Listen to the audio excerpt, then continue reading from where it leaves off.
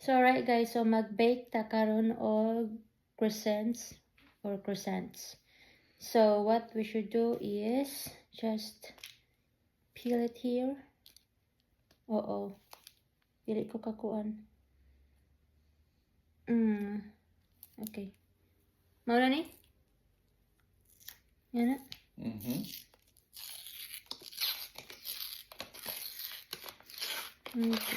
Tomato. And then back it in the center. like this. And then twist. Okay. So naa na ta there. And then yan na siya.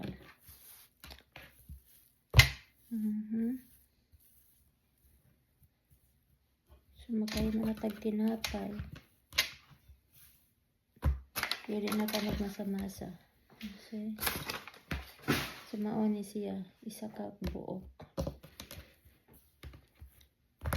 And then next is i-roll.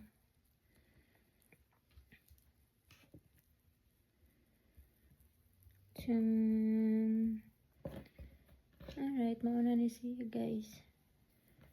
Matundun. Okay. Am I doing good? Bake this one. Alright, perfect. Good.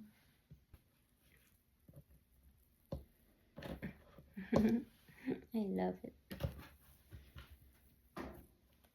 You know, I love baking.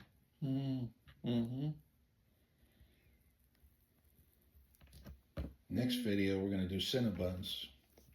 Same? Like we're just going to buy this one? Cinnabons, yeah, they sell them just like that in those things. And you crack it open. Cinnabons. And you love Cinnabons, right? Uh-oh. Should I move this? Okay, last two.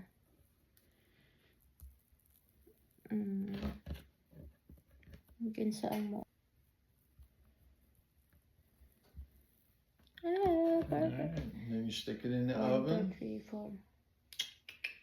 Okay. You put it on bake at 400.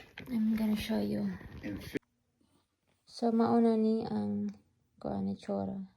O gamang i-bake for 10 to 15 minutes. So let's see. A few moments later. Alright guys, so luto na ang among tinapay.